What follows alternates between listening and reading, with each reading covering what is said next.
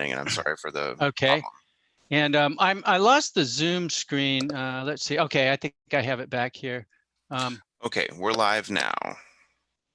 Good morning, art historians, and welcome to the AP Art History Review. This is John Gunnan talking from the West Coast, and I'm going to share my screen with you right now. I wanted to begin the day by sharing some art history socks that are available. I got these pictures from the internet. And I noticed that 2 of the 3 socks have artworks that are actually in your image set. So I was thinking maybe if you wore these socks on the exam day, it will bring you good luck. Or maybe not. But I did want to also mention that in a normal year where we're all gathered for the exam as a group, you're not allowed to wear things like this. By the way, the sock on the left, you might be able to attribute as a Kandinsky. All right. I also wanted to mention that you'll have the chance next week. We continue our reviews, not in terms of a mock testing, and you'll be having opportunity online several days next week to take a practice test.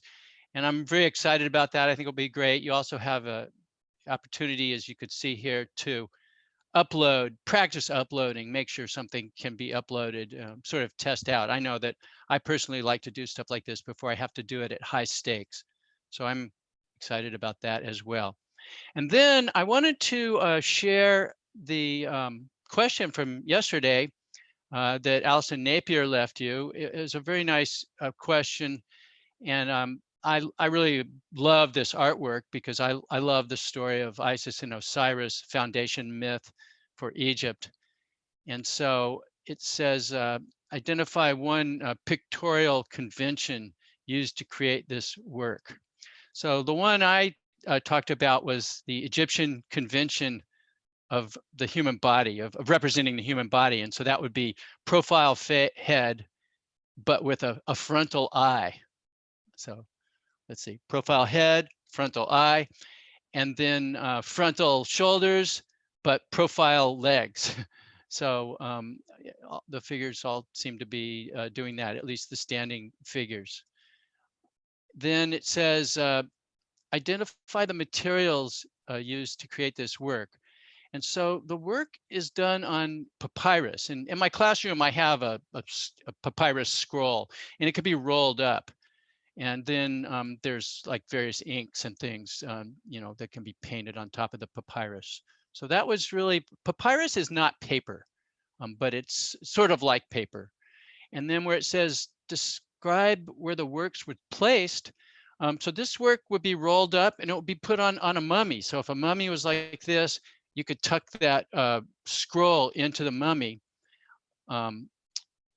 So explain the function of this work. It was a guide, like a map, to what was going to happen to you after you died.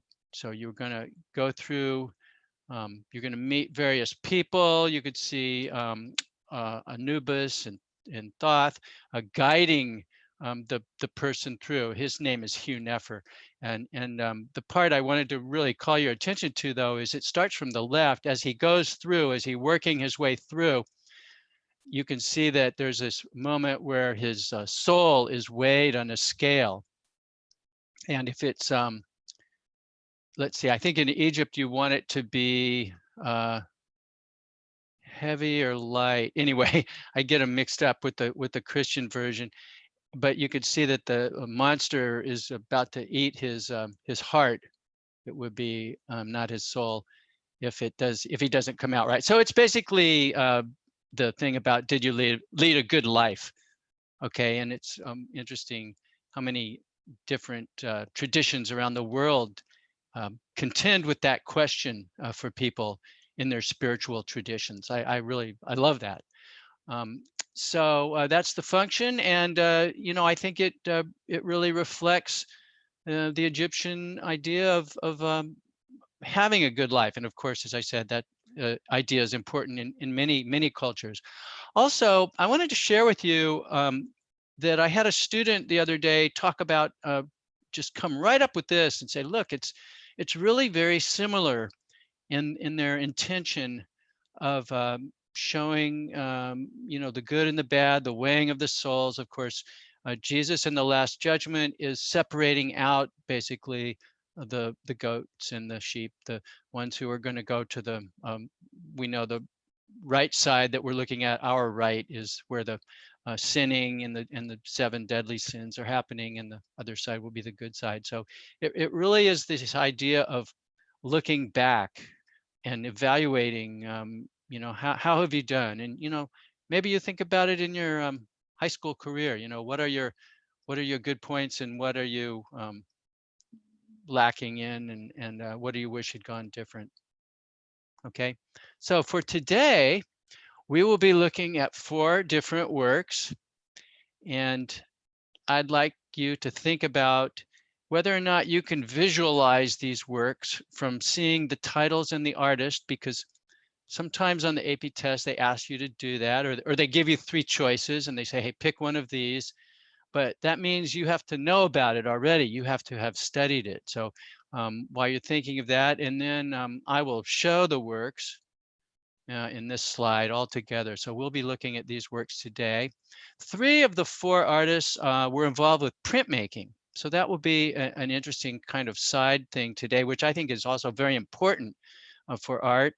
And then you might be wondering, well, what are the links between these? Why did he pick these?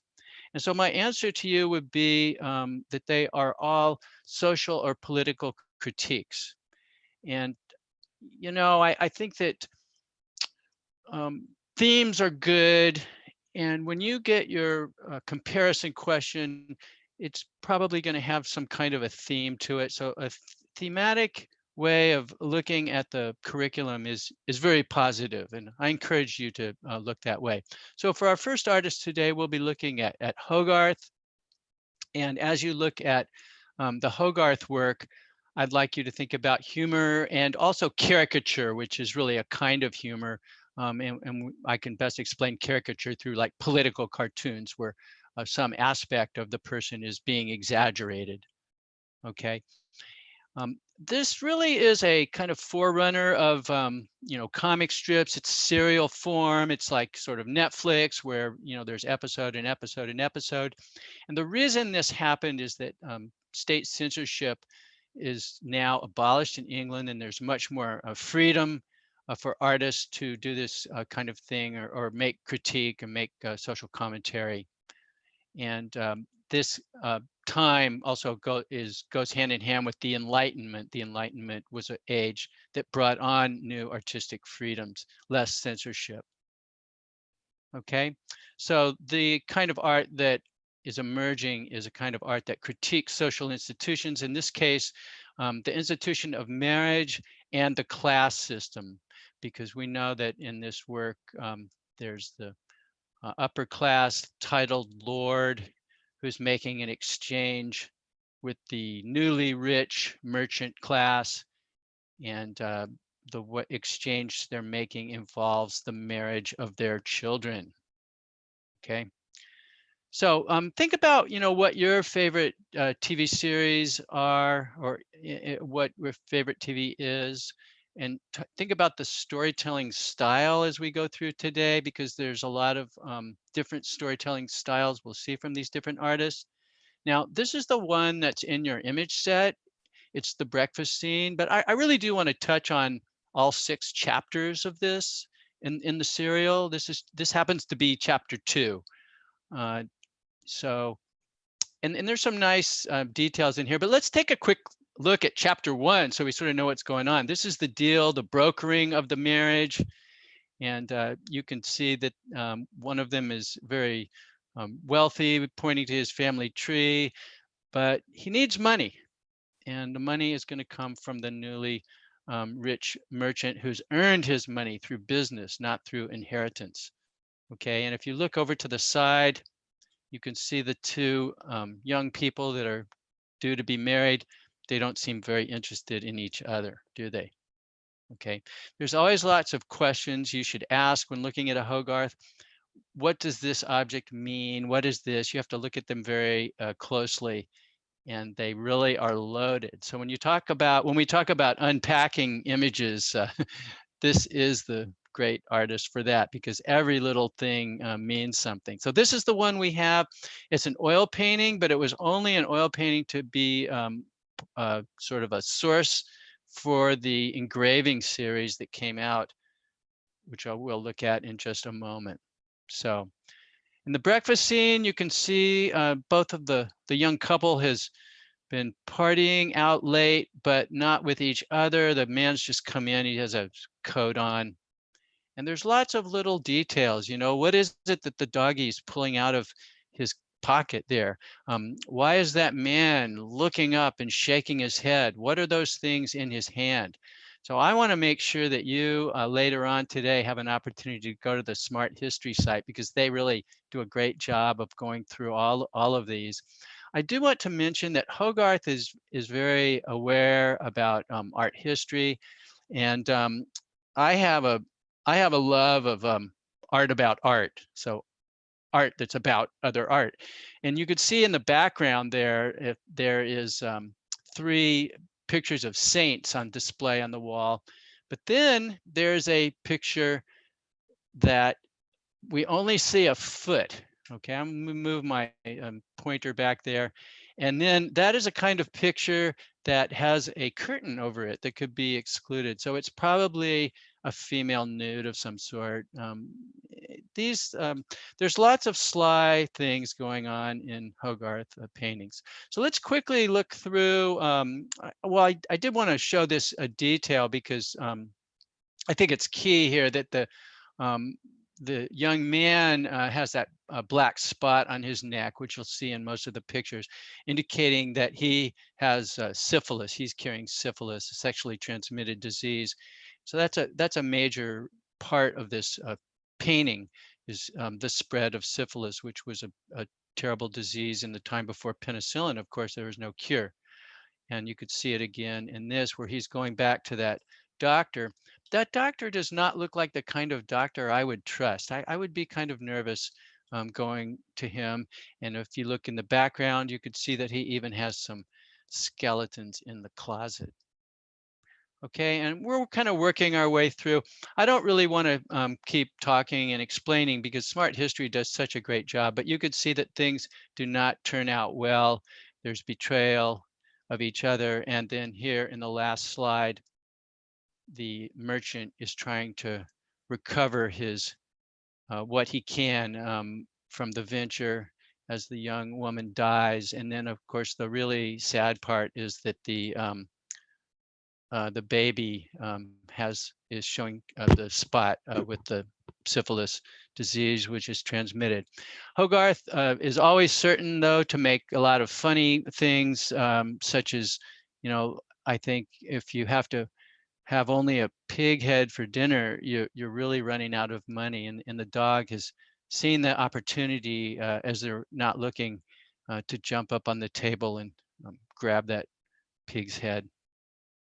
Okay, so this is really the important part about Hogarth, though, is you can see that this is the engraving, and this would be subscribed to, and they would come out one at a time, kind of like you wait for your favorite TV show the new episode to come out. And then I can just imagine a group of people gathering around and unpacking this object by object, and seeing you know, where they could laugh and what's going to happen next. It's a very compelling story. It is a sad story, but at the same time, it's full of you know, humor, and shows what happens if you marry for money and not for love. And of course, if you look at the two side by side, you could see that you know, a plate engraved upon is will come out in reverse. Okay, so Hogarth is playing to this new middle class. You could buy these or subscribe to these relatively inexpensive serial works of art, and have them come out. Okay. All right, so we're going to now Goya, a very serious and ominous and grotesquely, you know, brutal work. Okay, so Goya, a background of Goya, he had a long career as court painter, and late in his life, he sees a occupation of his country by Napoleon and the French. So Goya is in Spain. So the French basically invade Spain, take over. Napoleon's brother is put on the throne. And at first the Spanish think, oh, it's going to be great. We're going to get the Enlightenment. It's going to come down here where, our country is rather backwards and superstitious. But things did not turn out well, as most occupations do not in history. And so you can see this very famous painting of Goya with almost a kind of Christ-like reference of martyrdom in front of the firing squad. And if you take note of that firing squad, you can see that it comes back in this etching that we have with just the minimum of the rifles. But what a great dramatic device to just see these little tips of rifles over on the right. I think it's incredible piece. So Goya at this point has broken away from patronage. This is a series of works. Now, Disasters of War is a later name because this series was not even published during his lifetime. His name for it was what I have there, Fatal Consequences of Spain's Bloody War with Bonaparte and Other Emphatic Caprices. So that was what Goya left in his journal as a title for this. By the way, I think titles are always interesting in art, and I think you should always pay attention. Sometimes titles are really loaded. So each work in the series has a little I think kind of ironic or witty title to it. So here is the one that we have, and I'll talk a little bit about his process in a moment. But I also wanted to say that Goya, it was published I think about 35 years after Goya died. So he knew it really couldn't be published in his lifetime. It would be, especially where he was, would be too dangerous. He would really transgress the line of what was appropriate if he were to do that in his lifetime. So all of this got printed and made, I suppose, by his estate after he died. And you can see that there's over 1,000 sets they made of these. That's a lot. So what happens with a lot of printmaking is that the later ones aren't as clear, aren't as done. Things can wear down a little bit or get crushed, or especially with woodcut prints. But that's why in printmaking, so remember this when you go to the museum, you can always see a number on a print. The lower numbers are more valuable because they're better representations of really what the artist did. So low numbers, remember that.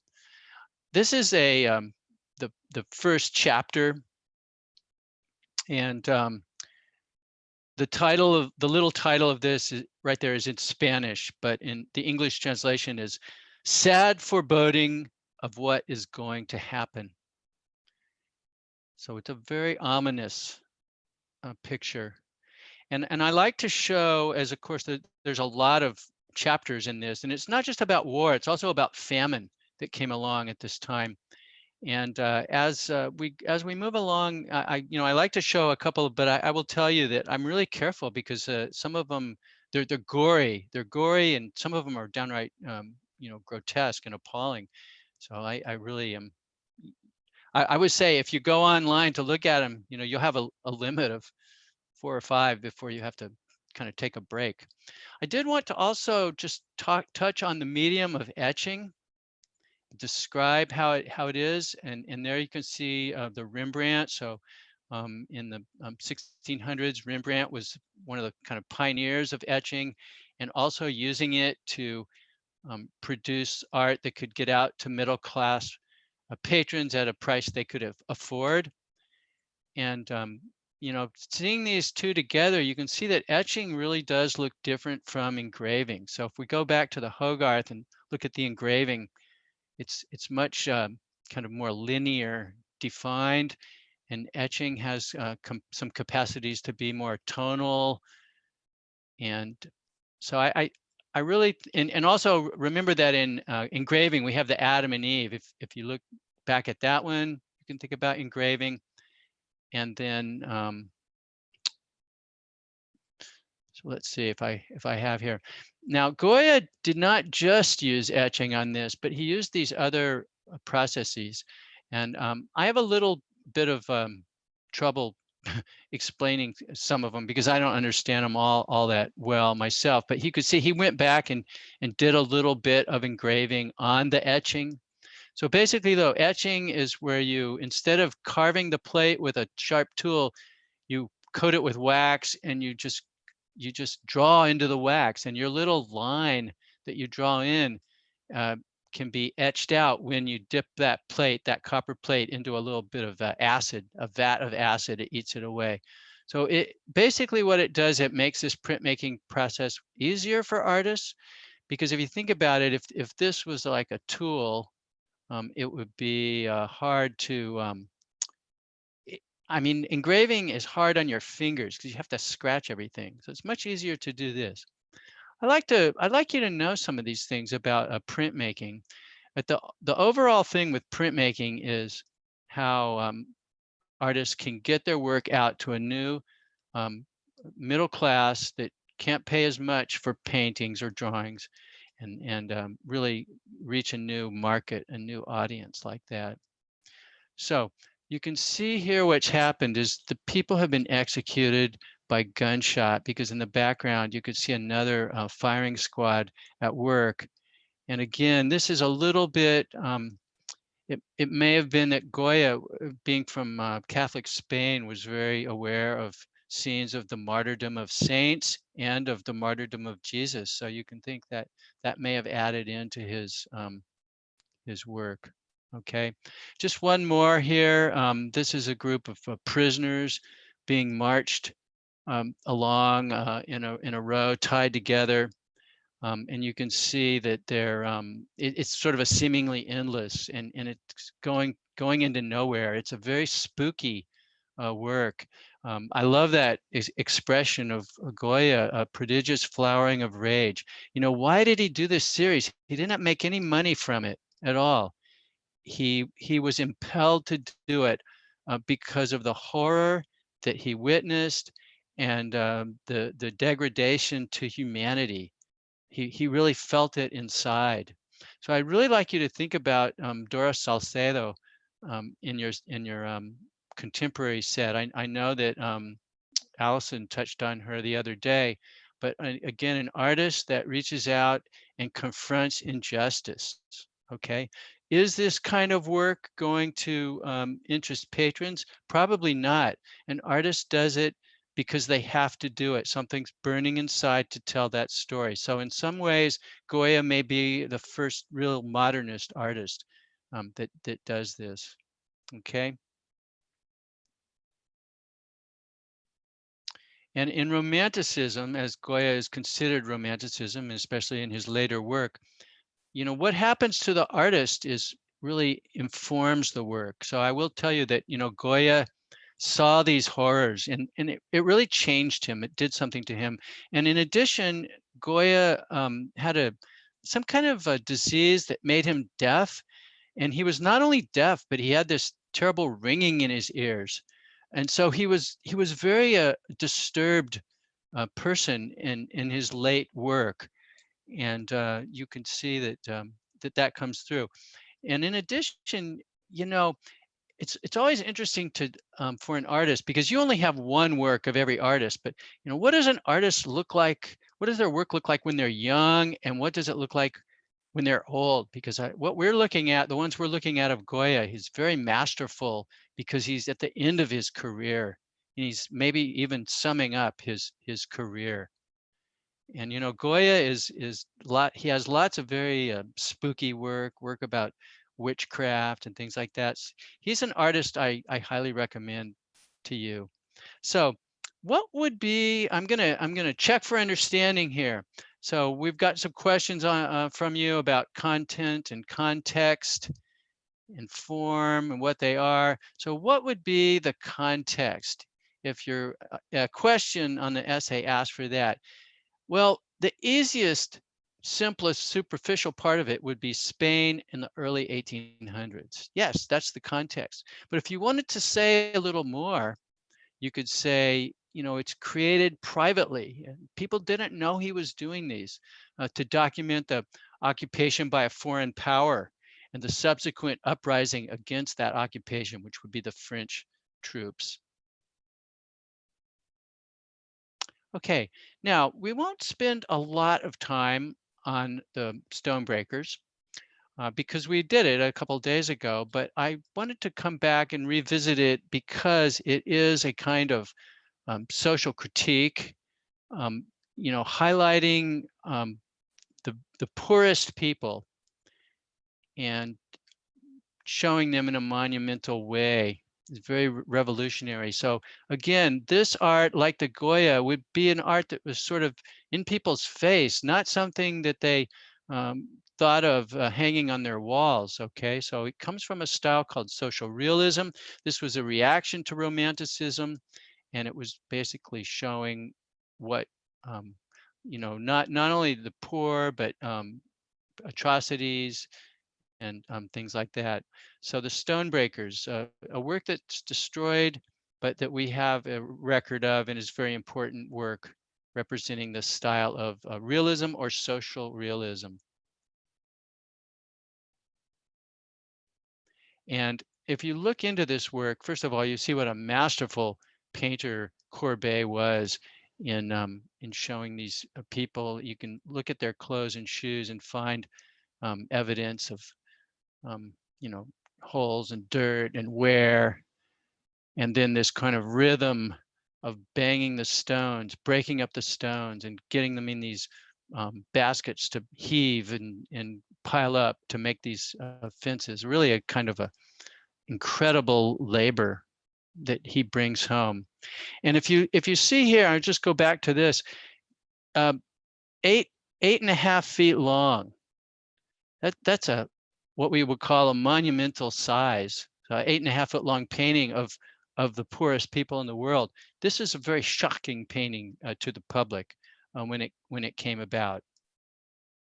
And when you're writing in your essay, you want to give evidence that shows that you're noticing things like, he's got a hole in his vest or whatever, his shoes are covered in dirt, or their little lunch pail is back behind him somewhere. Okay, so basically the Stonebreakers is championing the poor, and that's why I say it follows right along with the revolutions at the time. It's saying that life is unfair, you can't get out of this poverty, there's a reason to revolt. So we're going to contrast that with what just came maybe 190 or 100 years before in the Jacques-Louis David, which is an exemplum virtutis, example of virtue. Be patriotic, stand up for your honor. These are very different messages. And again, Courbet is important. Yes, he's in your set. Yes, but he is not an artist that was popular in terms of selling his art. He really made his art to shock people and maybe become famous that way, but not by selling lots and lots of paintings. That would be the style of academic painting. Okay, our last work for today is Kathy Kollwitz, German, and it's The Death of Karl Liebknecht. And Kollwitz was known for very sad, very compassionate work. Almost, I think every Kollwitz I've ever seen has been in black and white. She worked in drawing, she worked in charcoal, ink, and in this case, a woodcut print. We'll see an nice example of a woodcut print today. You think back to your last woodcut print we've seen, and I believe it was Lucas Cranach, The Allegory of Law and Grace. So it's a nice connection. I'm just showing a couple of extra Kollwitz works before we look at ours. The Mothers and War. Kollwitz herself lost a son in World War I. It had a tremendous impact on her, and it influenced what her subjects were going to be. So again, be willing on your essays to pick out a small detail to represent or to back up what you are going to say.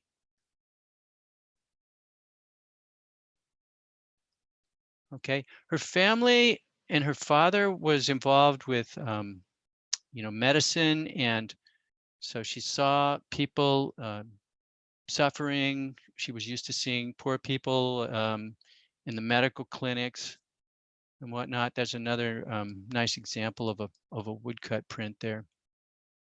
Okay, here's a photo of Kathy Kollwitz and a self-portrait. After the conclusion of World War I, she joined the Socialist Party. And the Socialist Party was vying with the Communist Party because remember, the Russian Revolution had just happened. And in this case, this was a very charismatic political leader, one of the leaders of the Communist Party who, was assassinated. He was, they took him prisoner and then asked him to get out of the car and shot him in the back, I believe. And he was very inspirational to people. So you could see that the crowd has really profound feelings towards him. And I'd like you to also think about in a formal sense, just I ask students sometimes to, analyze the form. You don't have to know anything about the work to do that, but what about her design and her layout? It's got a strong sense of horizontality to it that comes across kind of in three bands: the band of heads, the band of bodies, and then the body of the deceased. Okay, it's a brilliant kind of composition. The way these heads start to cascade down, down, down towards the man's head, and then the way she cut away, made this ragged halo around his head. It's just a brilliant design. So this could be, collected. It could be posted. You could make a lot of these. There's not just one. And I actually had trouble. I found like a lot of different ones online, and it's always interesting to show how, what versions there are of the work out there. These are obviously really different. The one on the left has some white that's added because that white ink is a different color than the paper. Okay, so I'm kind of getting into connoisseurship here. Like what do connoisseurs say is the best one? As I said before, it will be the earlier in the series. Okay.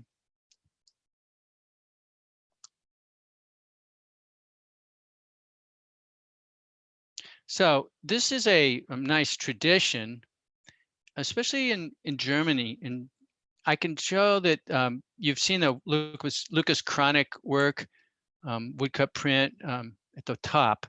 So I put them all together. And then the one on the right, you've never seen before, but I wonder if you might be able to attribute it to an artist that's in your set. And if you said that is, I bet that's by Kirchner, you would be correct. So Kirchner, self-portrait with soldier. Okay. Okay, so we've seen 4 artists that challenged social or political issues, that had something to say to people. Which would you hire as a director of a Netflix thriller series? Because each of these artists is a storyteller and has their own style. Okay? Think about that. Here's your comparison for the day. Again, it's this idea of the theme is lamentation. Identify the work on the right, describe the intended audience of each work, and then explain 2 choices that the artist made in each work that elevate viewers' feelings of grief. Okay. This is our last week, so I hope everyone can be with us all the way. I want to tell you how much I'm enjoying going through this, having a lot of fun. And once again, this is John Gunnan from California. I'm signing off. Until next time.